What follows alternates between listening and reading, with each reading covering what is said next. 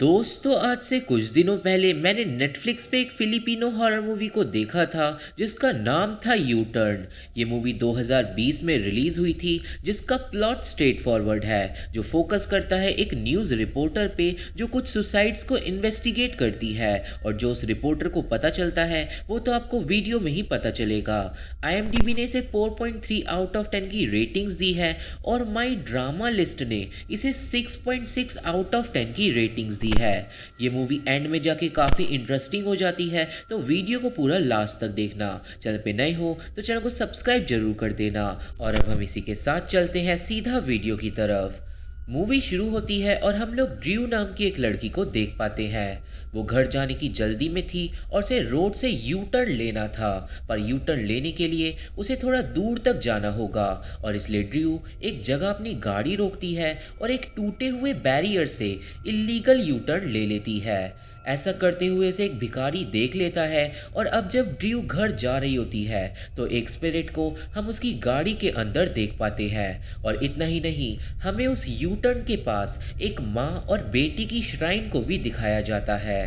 अब ड्रू अपने घर पहुंचती है और वो अपने बॉयफ्रेंड से फेस टाइम पे बात करती है, पर अचानक ही फ्रंट गेट के कैमरे की फुटेज खराब होने लगती है और जब फुटेज वापस आती है तो ड्रू को एक स्पिरिट अपने गेट पे खड़ी दिखाई देती है। ड्रू अब डरने लगती है और उसे घर में शोर सुनाई देता है।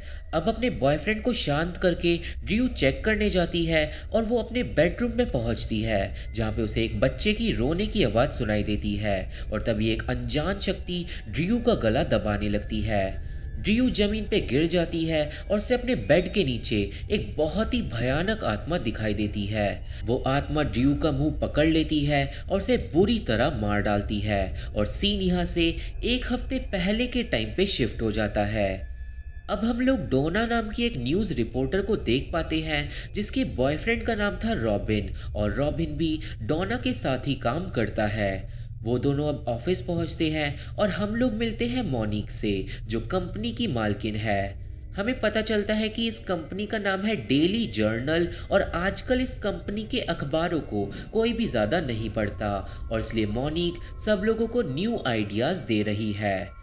मीटिंग के बाद डोना मोनिक का पीछा हर जगह करने लगती है और हमें पता चलता है कि डोना की खबरें कोई भी नहीं पढ़ता और डोना मोनिक से कुछ नया करने की परमिशन मांगती है।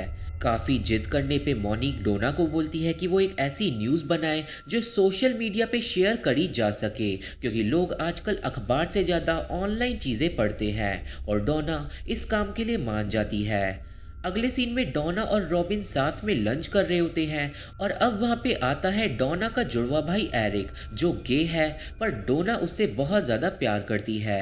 लंच के बीच में डोना को मोनिक का मैसेज आता है और उसे पता चलता है कि ब्लाइंड कर्व नाम की एक जगह पे एक्सीडेंट हो गया है और वो तुरंत ही रिपोर्टिंग करने के लिए वहाँ पे भागती है। अब डोना पहुंचती है एक्सीडेंट साइट पे और ये जगह वही रोड होती है जहाँ पे से ड्रू ने यू टर्न लिया था मूवी की शुरुआत में। हमें पता चलता है कि एक्सीडेंट में एलिजा नाम की लड़की और उसकी बेटी मारी गई है और डोना वहाँ पे अपने एक स्कूल के दोस्त केविन से मिलती है। अब क्योंकि पुलिस वाले रिपोर्टर्स को डेड बॉडीज के करीब नहीं जाने दे रहे थे तो डोना केविन का फ़ायदा उठाती है क्योंकि वो भी एक पुलिस वाला था। केविन की ओर में डोना डेड बॉडीज़ को टच भी कर लेती है और उसे अच्छी खासी फुटेज मिल जाती है अपनी खबर के लिए। अब तभी एलिजा का पति ब्लू रोता हुआ एक्सीडेंट साइट पे पहुंचता है और डोना को पता चलता है कि किसी ने रोड का बैरियर जो बीच में लगा हुआ था वो साइड में कर दिया था जिसकी वजह से एलिजा और उसकी बेटी मारे गए। डोना को उस जगह पे एक लॉकेट भी मिलता है जो ब्लू और एलिजा की बेटी का था और डोना उस लॉकेट को चुरा लेती है। इसके बाद जब डोना न्यूज़ को हर जगह अपलोड करती है तो उसकी स्टोरी वायरल हो जाती है। ऑफिस में सब लोग डोना की तारीफ करते हैं और मोनिक भी डोना से बहुत ज़्यादा खुश होती है। अब इस बात को एक हफ्ता बीत जाता है और अब डोना की लाइफ फिर से नॉर्मल हो जाती है क्योंकि कहीं भी एक्सीडेंट या फिर मर्डर्स नहीं हो रहे थे। पर जब एक शाम को डोना रॉबिन के साथ थी तभी उसे मोनिक का फ़ोन आता है और मोनिक डोना को एक सुसाइड केस के बारे में बताती है। अब थोड़ी ही देर में डोना सुसाइड वाली जगह पे पहुंचती है जहां पे लोग डोना को रोक लेते हैं क्योंकि पुलिस अभी तक उस जगह पे नहीं पहुंची थी। पर डोना घर में चली जाती है क्योंकि उसे एक वायरल स्टोरी चोरी चाहिए थी। डॉना अब घर में लाश के पास पहुंचती है और हम लोग देखते हैं कि वो लाश असल में ड्रू की है, जिसकी मौत हमें मूवी की शुरुआत में दिखाई गई थी। डॉना ड्रू की लाश की अच्छी तरीके से रिकॉर्डिंग कर लेती है और वो लाश को टच भी करती है, पर तभी उसका दोस्त केविन और बाकी पुलिस वाले घर पे पहुंच जाते हैं। अब केविन डॉना को घर से बाहर निकाल देता है और जब वो शूटिंग कर रही होती है तभी उसके पीछे वाला गेट अपने आप खुल जाता है। अब डॉना उस वाले दरवाजे से घर के अंदर घुसती है और वो पुलिस से पहले ड्रू के घर की सीसीटीवी फुटेज को अपनी पेन ड्राइव में कॉपी कर लेती है। इसके बाद डॉना घर पे उस फुटेज को चेक करती है और वो देखती है कि ड्रू किसी चीज़ से डर के भाग रही थी और उसे एक पल के लिए अपने घर में भी एक औरत की रोने की आवाज़ सुनाई देती है। डॉना अब न्यूज़ को एडिट करके अपलोड कर देती है और फिर वो अपनी माँ के घर जाती है, जहाँ पे आज रॉबिन और एरिक के साथ वो डिनर करने वाली थी।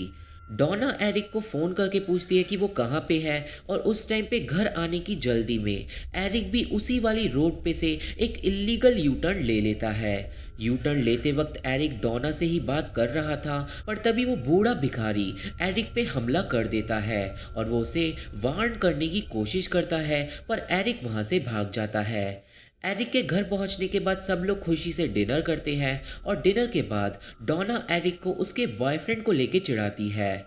अब थोड़ी देर बाद एरिक घर चले जाता है, जहाँ पे नहाने के बाद उसे अपने घर में खून से बने हुए पैरों के निशान दिखाई देते हैं। एरिक उन निशानों का पीछा करता है जो उसे उसके अपार्टमेंट के बाहर ले जाते हैं।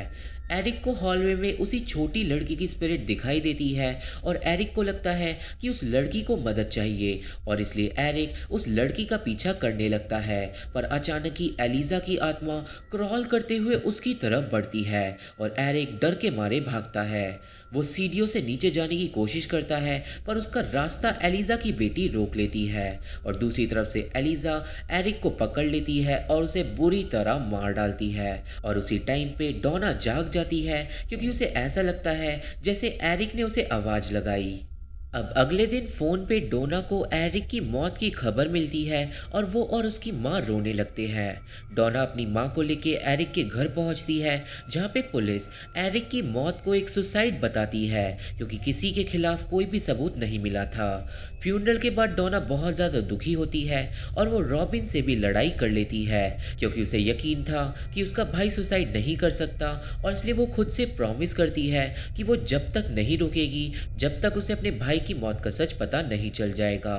इसके बाद रात के टाइम डॉना अपनी कंपनी में पहुंचती है, जहां पे रॉबिन उसे हंसाने की कोशिश करता है, पर वो उससे बहुत ज़्यादा रूडली बात करती है और वो अपनी जॉब छोड़ के वहां से चली जाती है। अब डॉना जाके एक बार में बैठ के ड्रिंक करने लगती है, जहाँ पे उसके पास आता है केविन, जो डॉना को सहानुभूति देता है। वो दोनों थोड़ी देर बात करते हैं और डॉना बोलती है कि उसका भाई सुसाइड नहीं कर सकता और वो केविन से एरिक के घर की सीसीटीवी फुटेज मांगती है और काफ़ी ज़्यादा जिद करने पे केविन उसकी मदद करने के लिए तैयार हो जाता है। अब जब डॉना को सीसीटीवी फुटेज मिलती है तो वो देखती है कि उसका भाई मरने से पहले किसी से डर के भाग रहा था, बिल्कुल ड्रू की तरह, और ये बात वो तुरंत ही केविन को बताती है, पर केविन बोलता है कि एरिक की मौत के खिलाफ कोई भी सबूत नहीं मिला है और वो इसमें कुछ भी नहीं कर सकता क्योंकि केस को क्लोज कर दिया गया है। और अब डॉना परेशान हो जाती है। अगले दिन हमें एक रिक्शे वाले को दिखाते हैं और वो भी उसी जगह से यू टर्न ले लेता है। वो भिखारी उस रिक्शे वाले को रोकने की कोशिश करता है, पर रिक्शे वाला भिखारी को मार के वहां से चले जाता है। ये सब कुछ डॉना भी देख लेती है और वो उसी टाइम पे भिखारी के पास पहुंचती है और वो उससे पूछती है कि आखिर उस रिक्शे वाले ने तुम्हें क्यों मारा, जिसके जवाब में भिखारी डॉना को एक कागज दे देता है जिसमें उसने उन लोगों के लाइसेंस प्लेट के नंबर लिखे हुए थे जिन्होंने उस जगह से यू टर्न लिया था, और उस कागज पे ड्रू और एरिक की गाड़ी का नंबर भी लिखा हुआ था। और वो भिखारी बोलता है कि उस रिक्शे वाले की जान खतरे में है। अब उन नंबर्स को लेके डॉना पुलिस स्टेशन जाती है, जहाँ पे वो केविन की मदद से उन गाड़ियों के बारे में पता लगा लेती है, पर पुलिस स्टेशन से निकलते वक्त उसे रॉबिन का कॉल आता है जो उसे अर्जेंटली मिलने के लिए बुलाता है। डॉना अब जाती है रॉबिन से मिलने के लिए, जो उसे बोलता है कि वो कनाडा जा रहा है क्योंकि वहाँ पे उसे एक जॉब मिल गई है। पर अब रॉबिन डॉना को बताता है कि वो उसे कितना ज़्यादा प्यार करता है। रॉबिन डॉना को एक अंगूठी भी दे देता है और वहाँ से चले जाता है। और अगर डॉना ने उस अंगूठी को पहन लिया तो रॉबिन कनाडा नहीं जाएगा। सीन जाता है उस रिक्शे वाले के घर पे, जहाँ पे वो नशे की हालत में घर में घुसता है। हमें पता चलता है कि वो रिक्शे वाला अपने परिवार वालों का बिल्कुल भी ख्याल नहीं रखता और इसलिए उसी रात को रिक्शे वाले की बीवी अपने बेटे को लेके घर से भाग जाती है। थोड़ी देर बाद रिक्शे वाले के घर में शोर होने लगता है और वो जाग जाता है। घर में रिक्शे वाले को कोई भी नहीं मिलता और फिर उसके सामने आ जाती है एलिजा की बेटी की आत्मा, जिसे देखकर वो बुरी तरह डर जाता है और वो भागने की कोशिश करता है। पर एंड में एलिजा उसे पकड़ लेती है और उसे बुरी तरह मार डालती है। रिक्शे वाले के मरने के बाद सबसे पहले उसके घर में डॉना पहुंचती है, जिसे उसकी लाश मिल जाती है। एक बार फिर से डॉना लाश को टच कर देती है और तभी पुलिस वहां पे आ जाती है, जो डॉना को देखते ही उसे अरेस्ट कर लेती है। अब पुलिस स्टेशन में डॉना केविन को बताती है कि वो रिक्शे वाले के घर में पुलिस से पहले कैसे पहुंच गई थी और यहाँ पे केविन को भिखारी के बारे में पता चलता है, जिसने डॉना को गाड़ियों के नंबर दिए थे। और केविन को लगता है कि शायद भिखारी ही सब लोगों को मार रहा है। अब तुरंत ही केविन डॉना को लेके भिखारी के पास जाता है और वो दोनों भिखारी को पकड़ के पुलिस स्टेशन ले जाते हैं। पर डॉना को यकीन था कि भिखारी बेकसूर है। पुलिस स्टेशन में भिखारी पुलिस को कुछ भी बताने से मना कर देता है और वो सिर्फ डॉना से बात करने को राजी होता है।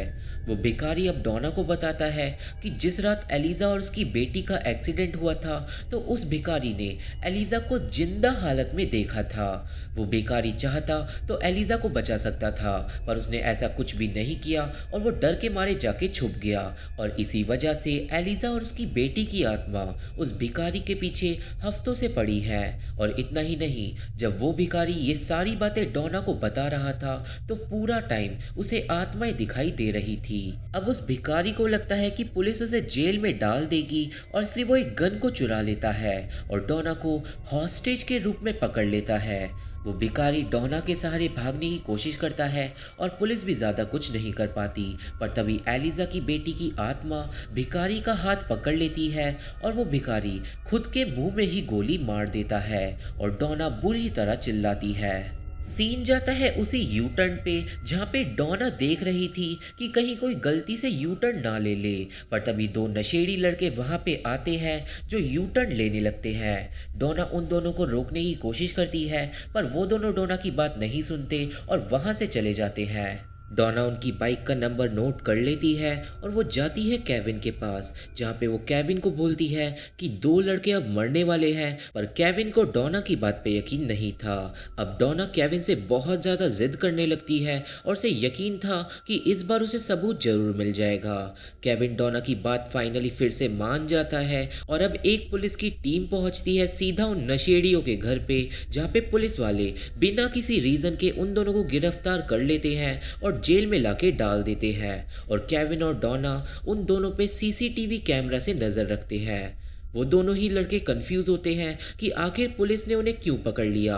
और तभी एलिजा की आत्मा क्रॉल करते हुए सीट के नीचे से बाहर निकलती है और उन दोनों लड़कों में से एक को पोजेस कर लेती है। अब पोजेस्ड लड़का अपने साथी को मारना शुरू कर देता है और ये सब डॉना देखती है।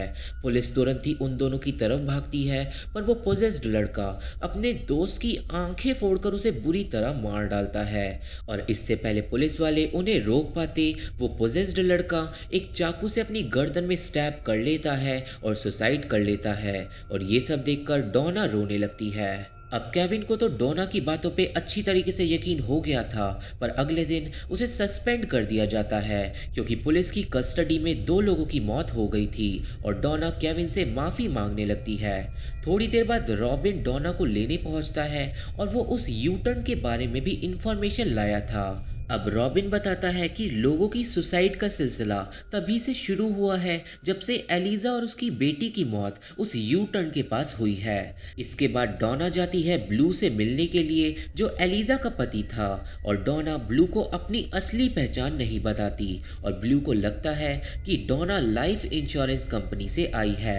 ब्लू अब डोना से खुल के बात करता है और हमें पता चलता है कि एलिजा की मौत वाली रात को ब्लू घर आने में लेट हो गया था और इसलिए एलिजा अपनी बेटी को लेके बाहर खाना खाने चली गई थी और घर आते वक्त उसका एक्सीडेंट हो गया था। डोना को बस यही बात पता चलती है और जब वो वहां से जा रही होती है तभी ब्लू का एक वर्कर डोना को पहचान लेता है और जब ब्लू को पता चलता है कि डोना इंश्योरेंस कंपनी से नहीं है और असल में वो एक न्यूज़ रिपोर्टर है जिसने एलिजा की मौत को डॉक्यूमेंट करा था, तो उसे गुस्सा आ जाता है और वो डोना को वहां से भगा देता है। इसके बाद डोना पहुंचती है उसी यू टर्न पे और वो एलिजा से चिल्ला चिल्ला कर पूछने लगती है कि आखिर वो मासूम लोगों को क्यों मार रही है और जवाब ना मिलने पे डोना गुस्से में उसी जगह से यू टर्न ले लेती है। अब डोना घर पहुंचती है और कुछ देर तक उसके साथ कुछ भी नहीं होता, पर थोड़ी देर में डोना के साथ भी पैरानॉर्मल एक्टिविटी होने लगती है। डोना को अपनी सिंक के अंदर से कुछ आवाज़ें सुनाई देती है और जब वो अपना कान वहाँ पे लगाती है तभी एक हाथ डोना की सिंक से बाहर निकलता है और डोना को पकड़ लेता है। डोना डर के मारे भागती है पर घर का दरवाज़ा खोलते ही उसे दरवाजे के ऊपर एलिजा की बेटी की लाश दिखाई देती है। अब डरते हुए डोना ऊपर के फ्लोर पे भागती है पर सामने से क्रॉल करते हुए आ जाती है एलिजा की आत्मा जो बहुत ज़्यादा भयानक थी और डोना अब डरते हुए तुरंत ही खुद को बेडरूम के अंदर लॉक कर लेती है। डोना अब एलिजा से पूछती है कि आखिर वो चाहती क्या है और एलिजा इस बार डोना को जवाब देती है। अब हमें पता चलता है कि एलिजा को ऐसा लग रहा है कि जो भी उस जगह पे यू टर्न लेने के लिए बैरियर को हटा रहा है उसी की वजह से एलिजा और उसकी बेटी मारे गए हैं, क्योंकि एलिजा का एक्सीडेंट बैरियर से टकराने की वजह से ही हुआ था और इसलिए वो अपनी मौत का बदला उन लोगों से ले रही है जो उस जगह पे जाके बैरियर को हटा आते हैं। अब डोना डर के मारे चादर के अंदर छुप जाती है पर चादर के अंदर भी एलिजा आ जाती है और अब दोनों ही आत्मा डोना को घेर लेती है। डोना को एक झलक के साथ ये भी दिखाई देता है कि एलिजा का एक्सीडेंट कैसे हुआ था और अब डोना बोलती है कि प्लीज़ मुझे मत मारो और मैं तुम्हारे लिए उस इंसान को ढूंढ लूंगी जिसने उस रात को बैरियर को हटाया था। और तभी आत्माएं गायब हो जाती हैं और एलिजा डोना को कल रात तक का टाइम देती है असली किलर को ढूंढने के लिए। अब अगले दिन की सुबह से ही डोना के साथ पैरानॉर्मल एक्टिविटी होने लगती है और वो जाके मिलती है केविन से जिसे वो सब कुछ बता देती है कि वो आज रात को मरने वाली है। केविन अब एक और बार फिर से डोना की मदद करता है और अब केविन और डोना चेक करते हैं उस रोड का सीसीटीवी कैमरा जहां पे यू टर्न मौजूद है, पर बदकिस्मती से कोई भी कैमरा यू टर्न के पास नहीं था। फुटेज को देखते वक्त वो लोग अब एक गाड़ी को नोटिस करते हैं जो राइट वाली रोड से निकलती है पर बड़ी ही जल्दी लेफ्ट वाली रोड पे आ जाती है, जिससे ये साबित हो जाता है कि ये वही गाड़ी है जिसने बैरियर को हटाया था। केविन की मदद से डोना को उस गाड़ी वाले का एड्रेस भी मिल जाता है और एड्रेस को लेके डोना पहुंचती है यू टर्न पे और वो उस एड्रेस के साथ ही साथ एलिजा की बेटी का लॉकेट जो उसने चुरा लिया था श्राइन पे रख देती है और डोना प्रे करती है कि इसके बाद उन दोनों की ही आत्मा को शांति मिल जाएगी। अब उस रात को डोना नहीं मरती और इसका मतलब एलिजा ने डोना को छोड़ दिया और अगले दिन से डोना अपना नॉर्मल काम फिर से शुरू कर देती है और हमें पता चलता है कि रॉबिन कनाडा चले गया है क्योंकि वो डोना का इंतजार करते करते थक गया था। अब सीन 3 महीने आगे शिफ्ट हो जाता है जहाँ पे रॉबिन अपनी नौकरी छोड़कर वापस आ गया था क्योंकि वो डोना के बिना नहीं रहना चाहता था और डोना भी रॉबिन से प्यार करती थी और इसलिए वो भी रॉबिन की दी हुई अंगूठी पहन लेती है। इसके बाद रात के टाइम डोना पहली बार रॉबिन के घर जाती है और वो दोनों बहुत ही ज़्यादा खुश होते हैं, पर घर पहुंचने पे डोना को एक रिसिप्ट पे रॉबिन का एड्रेस दिखाई देता है। डोना बुरी तरह चौंक जाती है क्योंकि रॉबिन का एड्रेस वही एड्रेस था जो उसने एलिजा को दिया था और वो घबराते हुए रॉबिन को उस गाड़ी का नंबर दिखाती है जो उसने कैमरे में से निकाला था और रॉबिन बताता है कि ये नंबर तो उसकी पुरानी गाड़ी का है जो उसने बेच दी है। अब डोना और रॉबिन दोनों ही तुरंत ही घर से निकलते हैं और डोना बोलती है कि एलिजा की आत्मा तुम्हारा इंतज़ार 3 महीने से कर रही है। रॉबिन को अभी तो कुछ भी समझ नहीं आता और यहाँ से सीन जाता है पुलिस स्टेशन में, जहाँ पे केविन को एक ऐसे कैमरे की फुटेज मिल जाती है जो यू टर्न पे हिडन तरीके से इंस्टॉल किया गया था। और उस फुटेज में केविन को पता चलता है कि रॉबिन और एक दूसरे आदमी ने गाड़ी की चाबियों को एक्सचेंज उसी जगह पे करा था, जिसके बाद रॉबिन घर चले गया था और जो वो दूसरा आदमी था उसने यू टर्न उसी जगह से मार लिया था। और इसका मतलब रॉबिन बेकसूर है और असली गुनहगार वो दूसरा आदमी है जिसने बैरियर को हटाया था। सीन वापस रॉबिन और डोना पे जाता है, जहाँ पे रॉबिन बताता है कि उस रात को उसकी गाड़ी खराब हो गई थी और इसलिए उसने अपने मैकेनिक को बुलाया था जो उसकी गाड़ी को वहाँ से ले गया था। और उस मैकेनिक का नाम था ब्लू मैनजन, जो असल में एलिजा का पति है। और डोना यहाँ पे समझ जाती है कि असली किलर ब्लू है, ना कि रॉबिन, और उसने रॉबिन की जान अब खतरे में डाल दी है। डोना समझ चुकी थी कि रॉबिन को अब एलिजा कभी भी मारने आ जाएगी और इसलिए वो दोनों तुरंत ही ब्लू के घर पहुंचते हैं। अब वो दोनों ब्लू को सब कुछ बता ही रहे थे कि एलिजा की आत्मा वहाँ पे आ जाती है, दरवाज़ा बंद हो जाता है, लाइट चली जाती है और वो आत्मा रॉबिन को बुरी तरह मारना स्टार्ट कर देती है। डोना रॉबिन को बचाने की कोशिश करती है पर एलिजा की आत्मा डोना को अपने रास्ते से दूर कर देती है।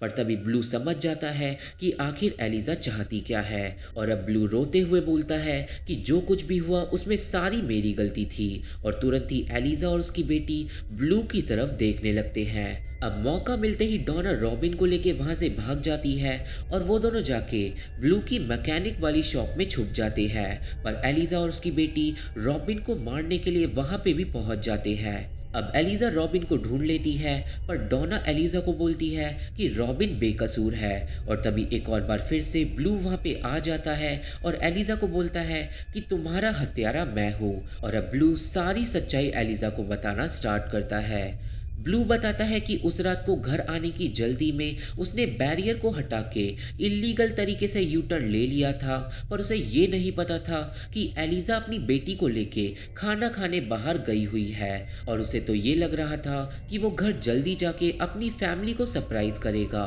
पर होनी को कुछ और ही मंजूर था। अब जब एलिजा को पता चलता है कि उसकी मौत उसके पति की वजह से हुई है तो वो उसे भी नहीं छोड़ती और वो उसको हवा में उड़ाकर उसकी हड्डियों को तोड़ना स्टार्ट कर देती है। पर अपने पापा को मरता हुआ देखकर एलिजा की बेटी को बुरा लगता है और वो अपनी माँ को रुकने के लिए बोलती है। अब अपनी बेटी को रोता हुआ देखकर एलिजा रुक जाती है और वो ब्लू को नीचे गिरा देती है। ब्लू ऑलरेडी घायल हो चुका था और एलिजा बोलती है कि मैंने तुम्हें जिंदा तो छोड़ दिया, पर इसका मतलब ये नहीं है कि मैंने तुम्हें माफ़ कर दिया और अब तुम पूरी ज़िंदगी इस दुख में जियोगे कि तुम्हारी वजह से तुम्हारी फैमिली मारी गई। ब्लू एलिजा से बोलता है कि वो उसे मार के अपने साथ ले चले, पर एलिजा और उसकी बेटी अब वहाँ से गायब हो जाते हैं और ब्लू रोने लगता है। अब नेक्स्ट डे सब कुछ ठीक हो जाता है और मूवी के लास्ट सीन में रॉबिन और डोना एलिजा और उसकी बेटी की श्राइन पे फूल चढ़ाने के लिए जाते हैं। एंड में डोना को एलिजा और उसकी बेटी की आत्मा दिखाई देती है जिन्हें शांति मिल जाती है और वो दोनों गायब हो जाते हैं और मूवी यहीं पे ख़त्म हो जाती है। तो ये थी एक्सप्लेनेशन यू टर्न मूवी की और मुझे आशा है कि आप सभी को ये मूवी समझ आ गई होगी और मेरी वीडियो पसंद आई होगी। वीडियो पसंद आई हो तो चैनल को सब्सक्राइब जरूर कर देना और वीडियो को लाइक करके हमारा सपोर्ट जरूर करना। और अब मैं आप लोगों से मिलता हूँ अपनी अगली वीडियो में, तब तक के लिए थैंक यू, बाय बाय।